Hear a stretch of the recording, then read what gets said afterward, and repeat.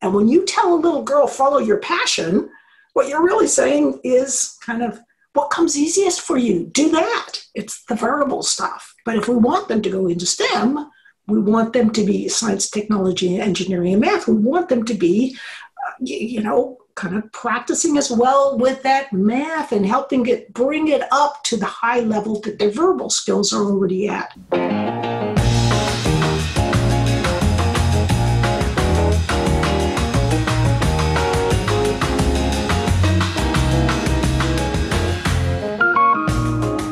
Today I'm with Barbara Oakley.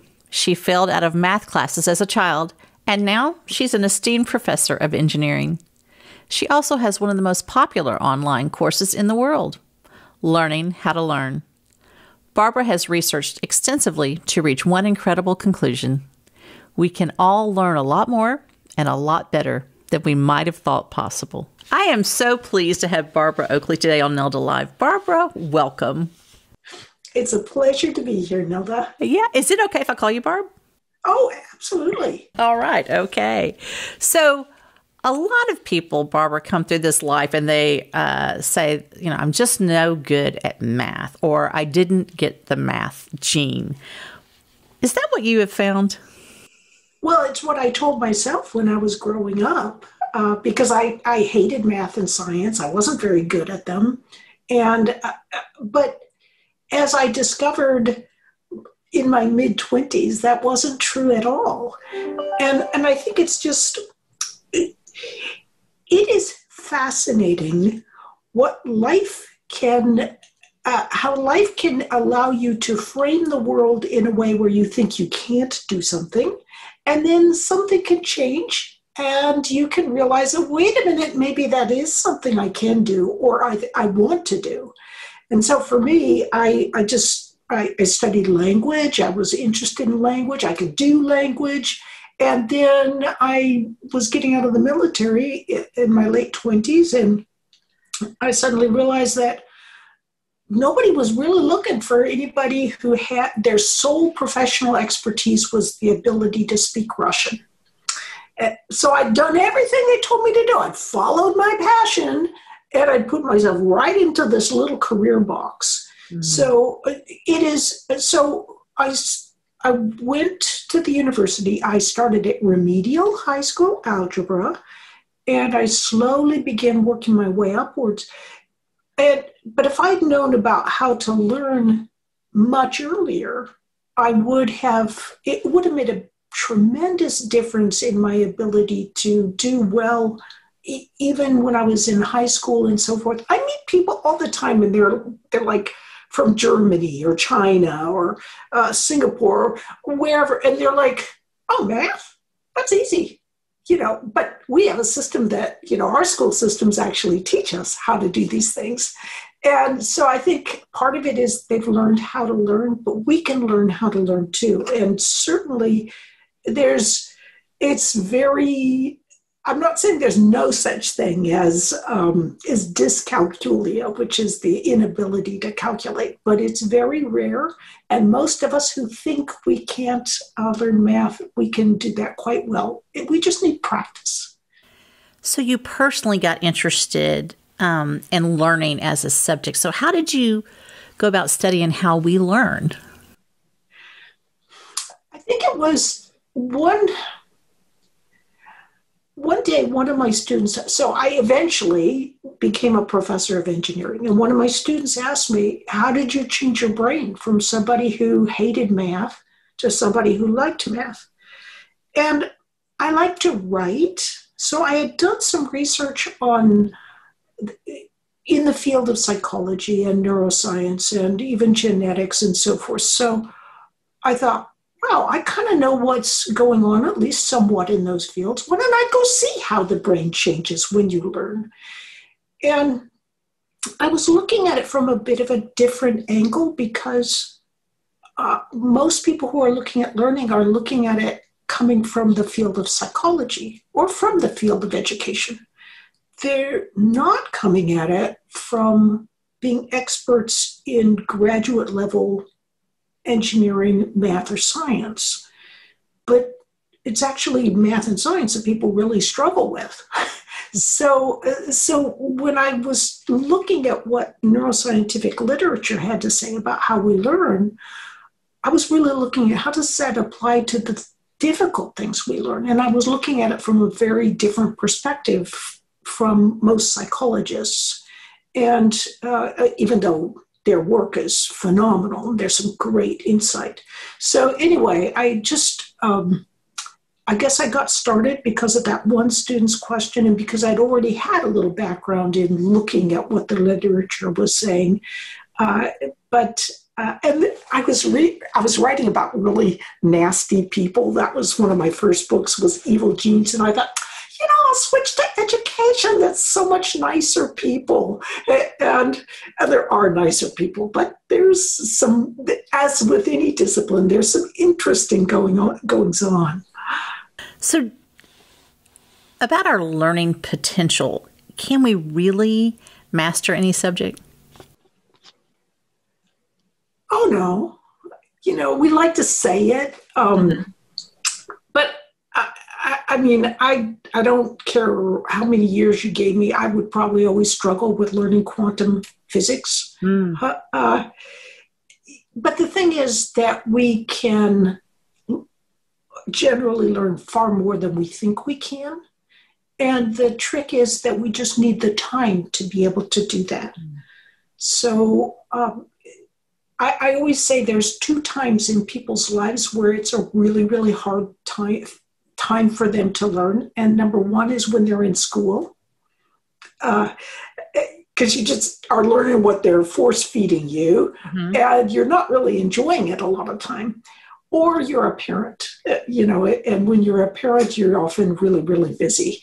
But in between those times, there's still there's these times in our life that we can do learning, and what's important to do is to try not to fall off the learning wagon, like when you're a parent or after college, but get back on the learning wagon and start learning things that interest you.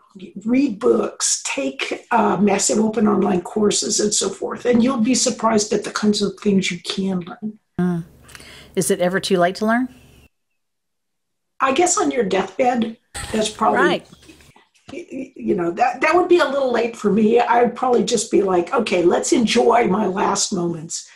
But actually, no, unless you have some really dramatic and traumatic brain disorder, you can learn all the way up through your 90s and 100, and that helps keep you flexible and keeps you being the kind of person that people want to know. So let's dive into how to learn better. First of all, what can you tell us about how learning works and what the science does say about it?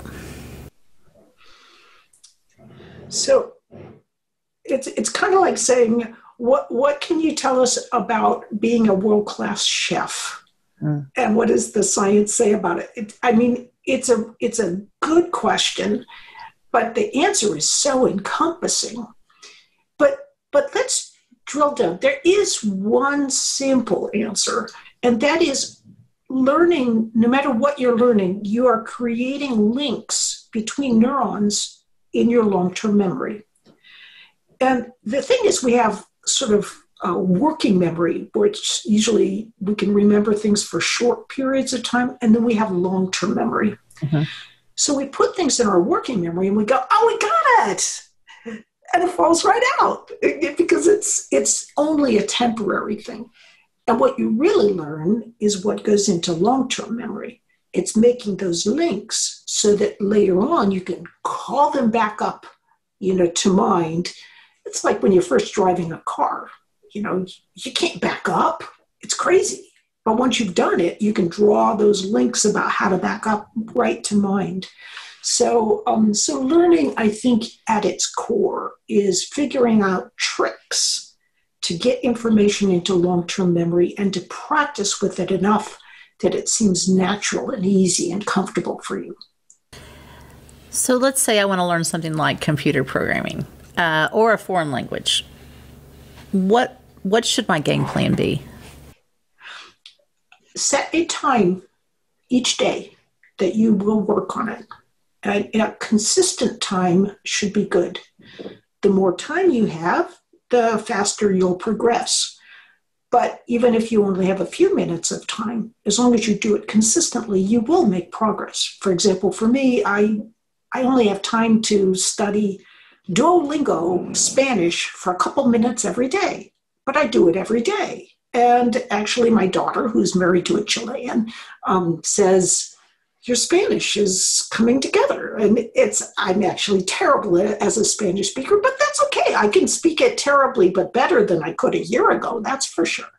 So just setting aside that time and then practicing consistently every day, that's what, and what you want to tell yourself is not that you want to become the best or really good at this. What you want to tell yourself is, I want to put a check every day that I have put my time in on studying this stuff, because you're going to have downs, where you're like, I'm never making any progress.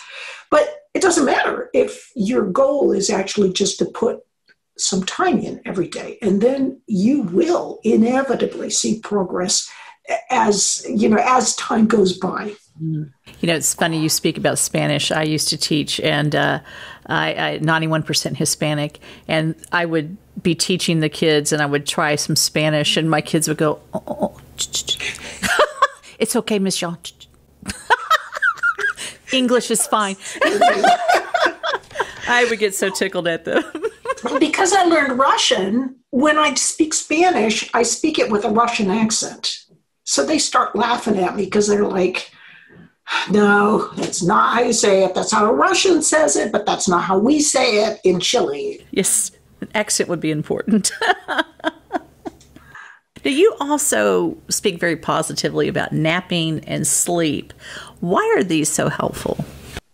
Oh, it's because remember when I was saying that long-term link, or the links between neurons in long-term memory is what learning is.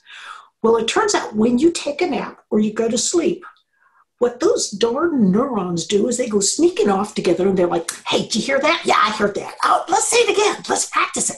And it actually is doing this practice when you're sleeping. Wow. So it's, poor Singaporean students, they are amongst the most sleep deprived. And so what they did to these poor students was they took a big group of them, and they said, we know you're only getting 6.5 hours of sleep a night, but for for this group, we'll let you sleep your 6.5 hours. For this other group, you will sleep only 5 hours, but you will get a 1.5 hour nap during the day.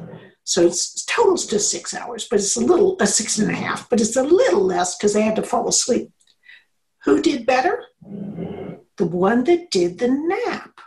And it's not that they did better in the mornings. It's in the afternoons after the nap. The nap group really came on strong, whereas the non-nap group was like, so it's almost like the nap group got a double hit of sleep that helped them to consolidate the new learning. I think as a culture, and you can tell me if you've experienced this, Americans kind of poo-pooed naps. At least when I was younger, it was very frowned upon. But are our institutions encouraging it now more to students? I don't know. I mean, we're still... it's a little bit of a free-for-all amongst teachers. It's like every teacher is after their own thing. They want you learning their stuff. And so they're not going to say, oh yeah, go off and take a nap when it comes to my stuff. Everybody wants their stuff. So I don't know that teachers are teaching about this unless they're in psychology classes that are, teaching about it. So it kind of behooves us to be listening to you and getting fresh insights on the latest kinds of things that can be helpful for learning or for other kinds of things. So what you're doing is you're sharing some of this insight that is a little bit too fresh to actually have made it into the curriculum. And that's great for students. Let's talk about some specific techniques. What is chunking and why is it so important? Well, first off, there's kind of a problem because the word chunking is so confusing that there's actually been research papers published on the various definitions of the word chunking. So sometimes chunking can mean breaking information you are trying to learn into smaller pieces so that you pick a chunk of a song that you're learning to play on the guitar. So it's chunk by chunk by chunk. Or it can be a neural chunk. In other words, that portion of the song correlates to this portion of the set of linked neurons in your long-term memory. So if you take it as meaning the set of links in long-term memory, then chunking means creating that nice, supple, beautifully connected set of links that you can easily pull to mind whenever you need to. So you know how to play this song, you just grab that little piece from long-term memory and voila, you can play the music, or you can speak that foreign language, or you can take that derivative in math, or you can back your car up, or do something fancy on your skateboard. So chunking is just creating that nice, smooth, well-practiced set of links. Okay. What about spaced repetition? How does that work? When you're trying to build those sets of links, when you first do it, so you learn the word duck is pato in Spanish. So, but the next day you're like, what was that word for duck again? But you have a flashcard. On your flashcard, you put a duck swimming in a pot, and then you kind of remember, oh, duck, pot, pato. Oh, that's it, pato. So you can make connections with links that are already there because you kind of know that ducks are in water and pots are kind of related. But when you learn it that first time, it's just a very weak link. If you go to sleep, you'll practice a little bit. Remember, they're kind of like talking to each other. Yeah, I heard that. I heard that too. And they practice. You get up the next day. They practice again. That's the spaced repetition over each day. So if you do, let's say you have 5 hours to learn something. If you do 5 hours in one slot of 5 hours, you will not learn nearly as much, and it will not stick with you as much as if you did 1 hour each day for 5 consecutive days. So it's that spaced repetition, kind of practicing over and over again over a number of days. That is that's part of the magic of good learning. You're making me feel better as a parent right now because my kids are doing instruments, and I have them do shorter segments of going back to it rather than long practice sessions. That's exactly right. Good. Thank you. In fact, it makes me laugh because I wrote an op-ed for the New York Times, and I just talked about all the research showing how important practice is to learn well. And in math, I believe and the research shows it's particularly important for little girls because little girls they're just as good as little boys at mathematical and quantitative subjects. But the thing is, they're even better at verbal subjects. So verbal stuff comes super easy. And when you tell a little girl, follow your passion, what you're really saying is kind of, what comes easiest for you? Do that. It's the verbal stuff. But if we want them to go into STEM, we want them to be science, technology, engineering, and math. We want them to be, kind of practicing as well with that math and helping bring it up to the high level that their verbal skills are already at. But I think it's great that you're also teaching music because that gets them into that mindset of, practice does make, if not perfect, at least better. Yes, yes. You're making my dad very happy. May you rest in peace. There were 4 of us, y'all kids, and we were very familiar with Dad and his flashcards. And we drilled our multiplication facts all the time. Yes, I think they told me I was the most stubborn child, but I don't believe that. Oh, sounds like we would have gotten along great as kids. So let's talk about procrastination, because I know, especially when I think back on my college days, I was really good at this. So procrastination, how do we get it under control? Well, procrastination, its root cause is often associated with the fact that when you even just think about something you don't like or don't want to do, it causes an area of the brain, the insular cortex, to activate. And that area is also affiliated with, like, when we don't feel so good. So it's like you get this icky feeling. So what does your brain do? It skitters away from that thought that caused the icky feeling, and voila, you're on Facebook or you're texting your friends, and you've just procrastinated, but you're completely unaware at that moment. You're just kind of more interested in getting the pain to go away. So I really do believe that the Pomodoro technique is one of the best ways to deal with procrastination, in that, and this is a very simple technique that was invented by Francesco Cirillo in the early 1980s. And you just, you put away all distractions, including cell phones and pop-ups on the computer, set a timer for 25 minutes, work as productively as you can for those 25 minutes, and realize that your mind will go, well, I've got to look this up, and just write down stuff so you keep your focus and don't go off doing other things. And then, most important of all, when you're done with that 25 minutes, relax. Take 5 minutes and just do nothing. And what that does is that little bit of relaxation can help your hippocampus, which is part of the memory system, to offload some of this new information. So if for example, you work really hard for 25 minutes and then you relax, you can almost, you're probably imagining it, but you can almost feel that your brain is like shifting things around and putting it away.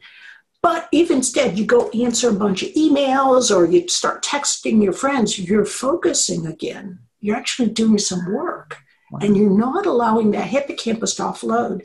So that's why it's important to really just you can walk around. A little physical movement is a good thing, but don't do anything that's mental at all.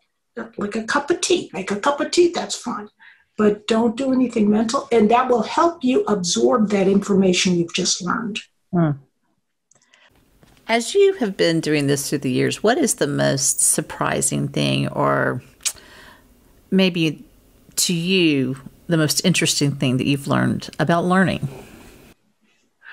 Oh, I think it's that we give up too quickly.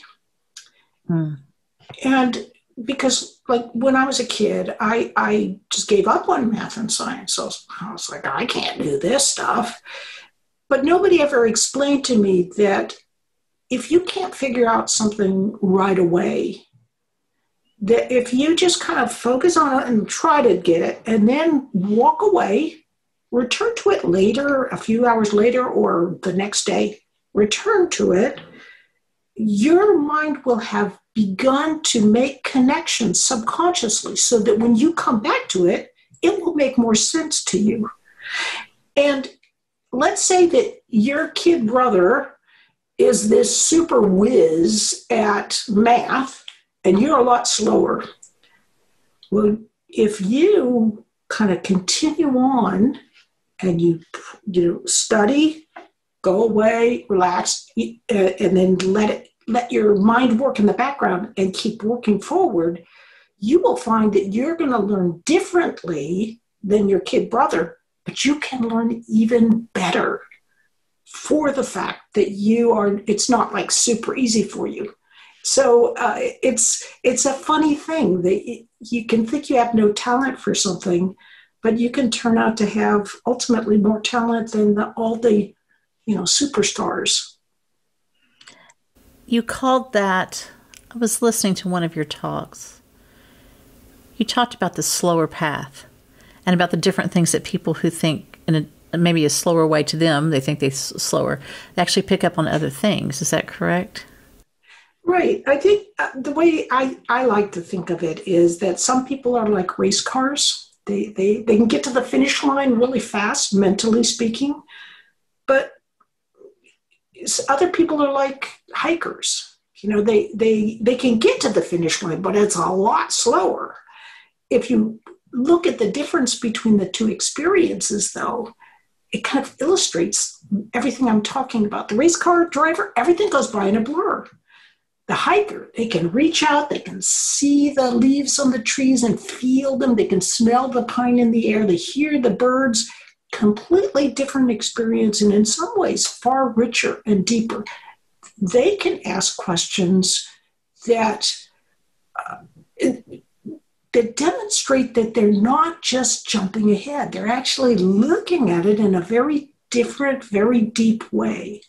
And I think that's, the world needs both of those kinds of learners. Which camp are you in?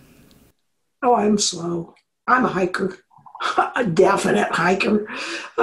People are like, oh, you did so well on this test. And I'd be like, yeah, well, if you studied for about as long as some of my friends would be like, oh, yeah, they'd have their homework done in half an hour, and it would take me a day and a half to do this homework.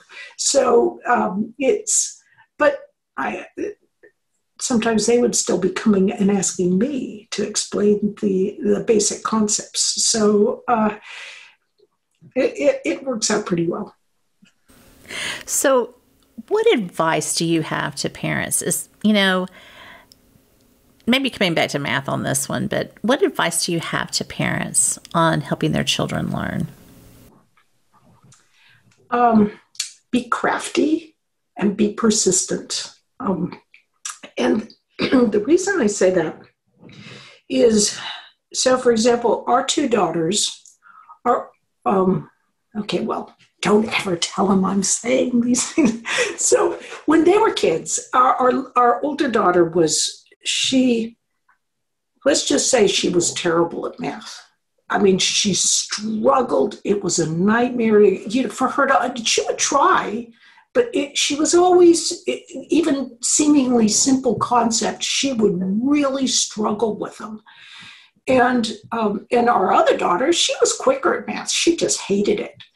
And what I did was I put it in this program called Kumon, Kumon, and there's a sort of a modern equivalent of it called Smartick that's online now, Smartick. But what this program did was I would have them do a little bit of extra practice with their math every day for 20 minutes. And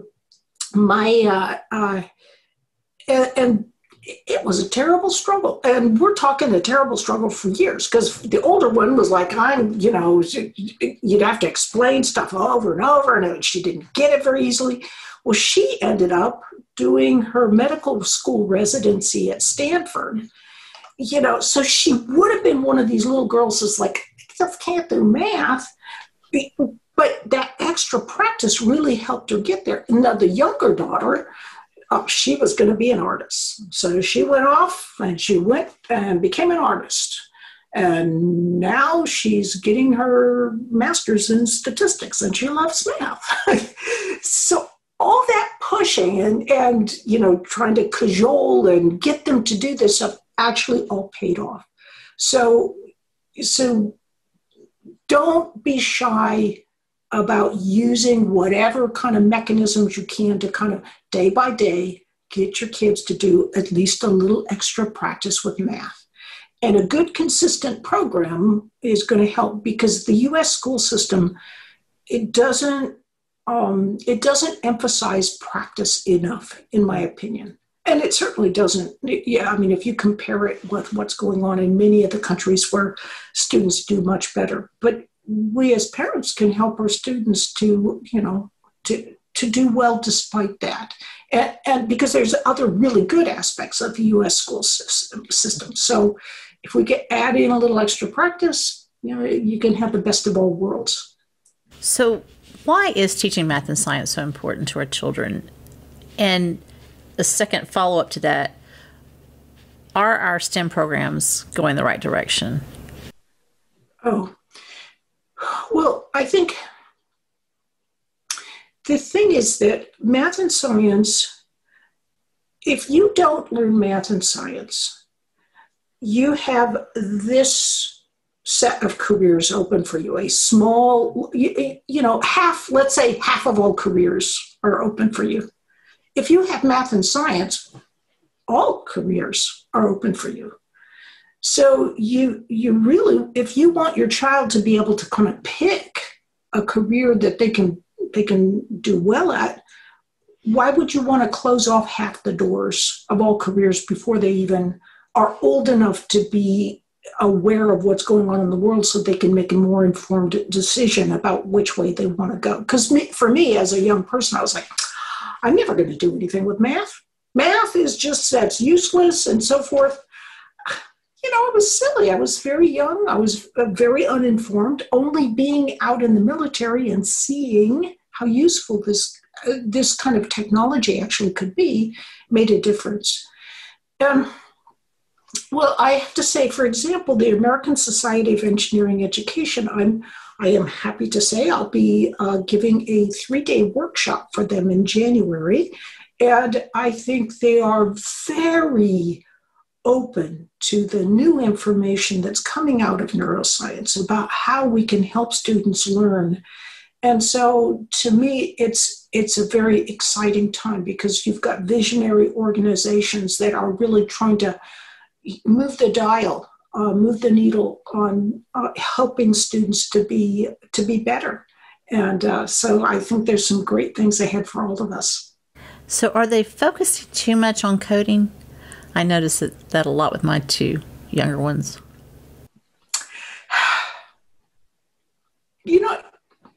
That's a good question because I do think coding, it does teach you some mathematically oriented skills. So is it too much? Well, it's really popular now. And, so you don't want to rain on anybody's parade about something that's so popular and actually quite useful. But I don't think we should forget about the basics. I mean, how students do in 8th grade algebra is a great predictor of how the rest of their life is going to unfold. And so I do think we need to also keep our eye on those basic skills. And that's not to say that, of course, reading and writing are very important as well. And I think part of the challenge there is a lot of teachers just aren't paid enough it's hard to get students aware of what they need to do to improve their writing. But that's where artificial intelligence, I think, is going to be, teachers are going to be so happy to see. If I was a rhetoric teacher, I would be like, oh my word, I can give this essay and it will come back with recommendations for how to improve the writing without actually correcting the writing. The student will still have to do that. And we're a ways away from it, but it's getting closer. And that will be as exciting as getting ebooks, which I love my Kindle. So. Me too. I lost mine for 3 or 4 days. It was terrible. So, so let's talk to adults and think about learning from an adult perspective. For people who fell off maybe the math track, is it worth it to try to get back on? I think it depends a lot on what you want to be doing in your life. I've known some mothers who are stay-at-home parents and they are wanting to help their children. Mm-hmm. And I think it could be useful at that time to kind of be studying alongside them, although you do not need to be an expert. That's why some of these great online materials are so helpful, I think. But also like an older person, if you have something you want to be learning, well, like I was just about 60 years old, and I'm like, oh man, I got this idea for an online course. I don't know anything about video. I've never done a studio before. What's a studio? What's green screen? Let's Google it up on YouTube and see if I can fit. So here I was, 60, learning how to make good online materials. And I think it's better for the course that I created with Terry Sanowski is one of the world's most popular massive open online courses with over 3 million students. And it's better for the fact that it was created by an older person who's just kind of, well, let's learn about this, instead of, oh yeah, I already know all this stuff and I'm going to tell you about how to learn. And I'm going to do it in the same way that everybody else does it. Because there's lots of courses on learning out there that are really kind of the same old, and they're not very popular as a result. So learning when you're older, I think, can give you very fresh, wonderful perspectives. So are there any insights on learning that you'd like to share with people? Maybe new things you've come across that people should know about? Oh, I'm so geeked about this, but it sounds like super boring when I put it to people. But like, I was always so excited because I learned how to learn a language. And then I went to the university and I used the same skill set that I had used to learn a language in order to learn math and science. And I was like, how does that work? Because nothing I've ever read in the research literature explains why learning a language could help in learning in math. But there's some remarkable new work by Michael Ullman. Well, it's newer, but it's just like not been conveyed. But really, when you're learning a language or you're learning math or a lot of other things, you're putting those links in two different places in long-term memory. You're putting it through the declarative system, through your hippocampus, the declarative system, and you put another set of links through the basal ganglia, through the procedural system. It doesn't sound boring, but to me it's like so exciting because, and what you need to do, it's like you need to stand on both sets of links in order to be able to learn or to master the material. So like procedural learning is like the stuff you do really fast without thinking about it, like typing on a keyboard. You can do that super fast. Well, that's that part of learning math where it's like really fast. But you also need that part where you're thinking sort of logically and you're aware of what you're doing. Both of those aspects help you learn math, learn a language, learn all sorts of things. So it's actually that double set of systems, which I get so excited about. So. I am so delighted to have had you here. I have an audience question. Can we go to that? The first one is, what is the difference between learning a mental task like calculus versus a physical one like the piano? Oh, good question. It goes right back to what I was just talking about. Those two different systems. One is declarative through the hippocampus. You put long, sets of links. The other is through the basal ganglia. You put it through the sets of links. Physical learning often involves going through this basal ganglia. It's a way of learning that you're completely unaware of. So let's say you're trying to learn how to serve a tennis ball. Your working memory goes to the procedural system. It says, hold the ball and put it up and then hit it. But the procedural system kind of takes over and you're unaware of what it's doing. All you know is whether the ball actually hit. So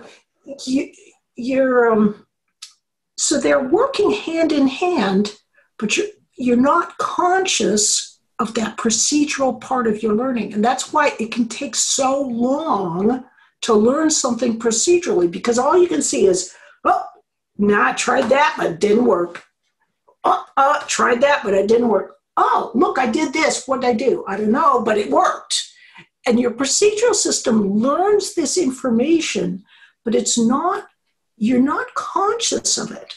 But that procedural learning, it actually talks to, it informs how you feel about things. Let's say you meet a dog. You're like, ooh, this dog does not look like a friendly dog.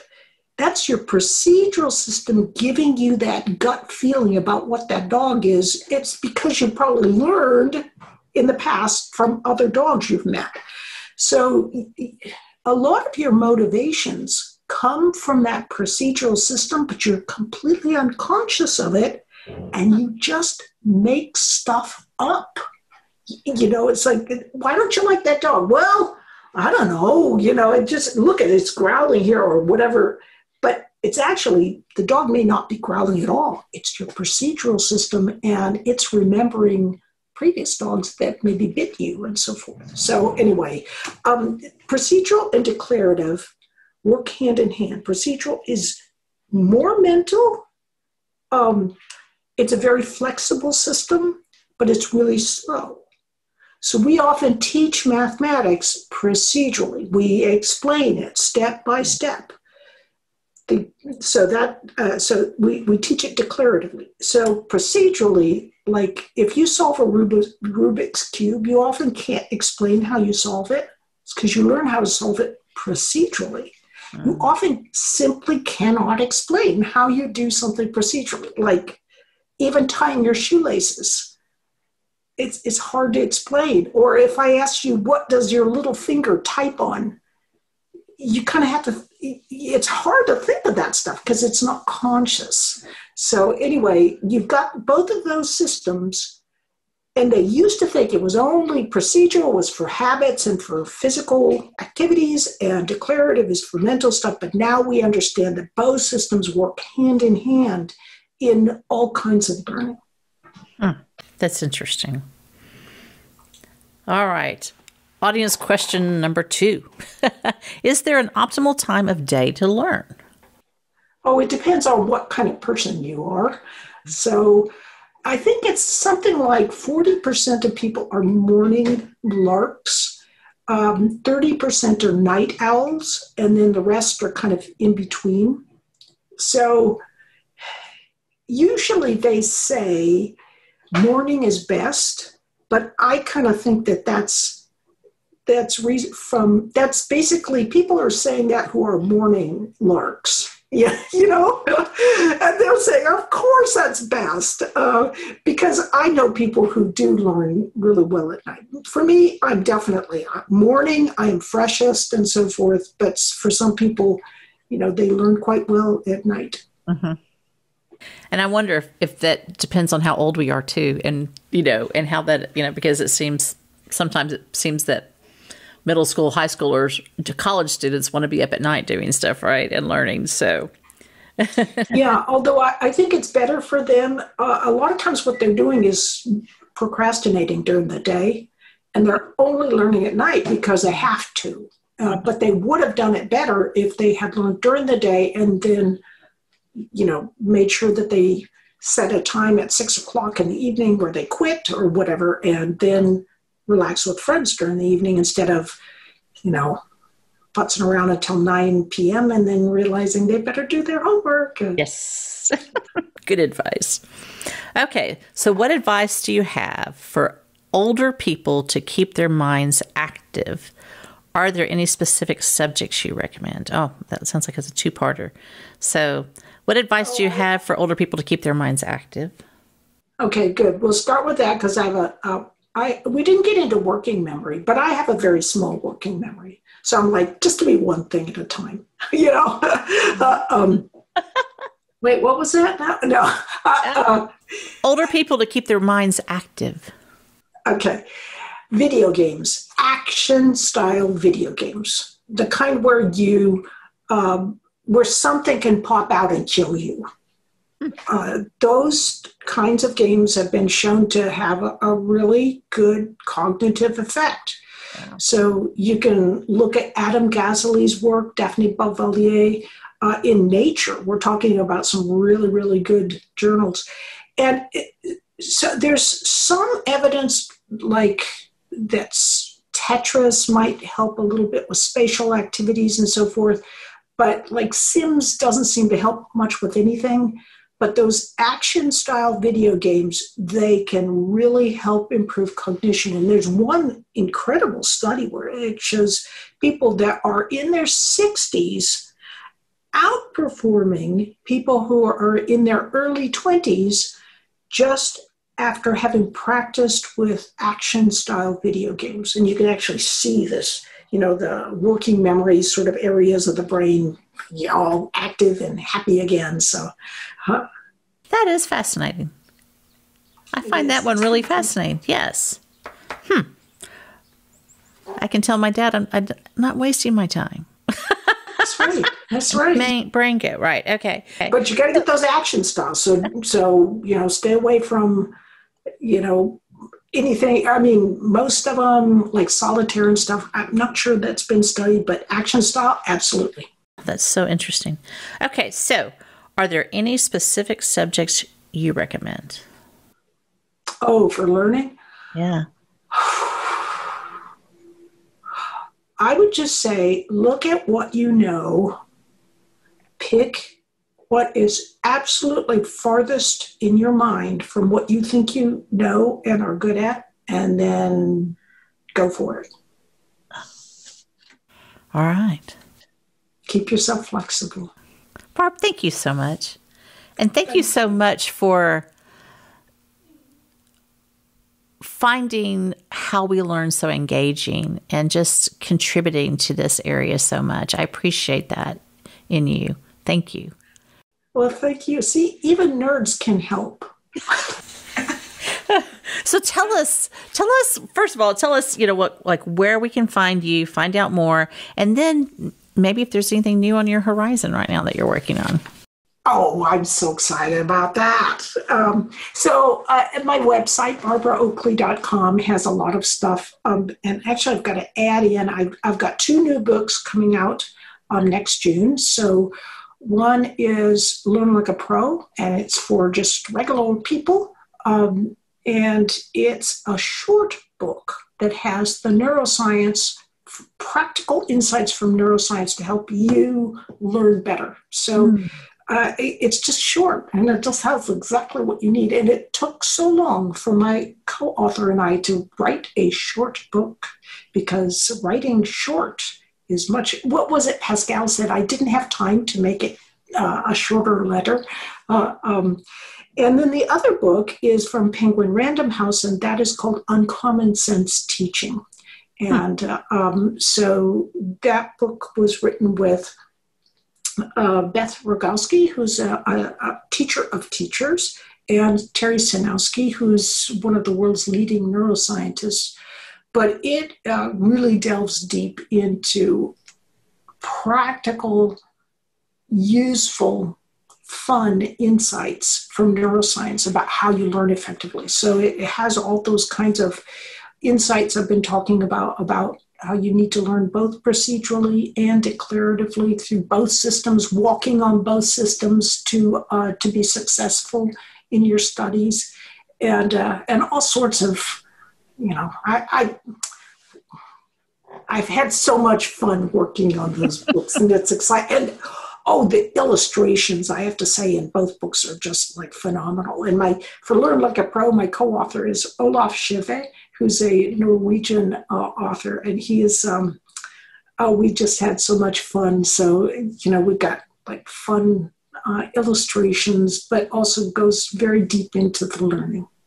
Well, that's delightful. Here at Nelda TV and Nelda Live, we'd love to have, we emphasize lifelong learning. So I would love to have you back to tell me more about those when they come out. I'd be glad to do it, and I'll get all excited and geeky again. All right. Okay. Thank you so much, Barbara. I appreciate you being here. Well, thank you, Nelda.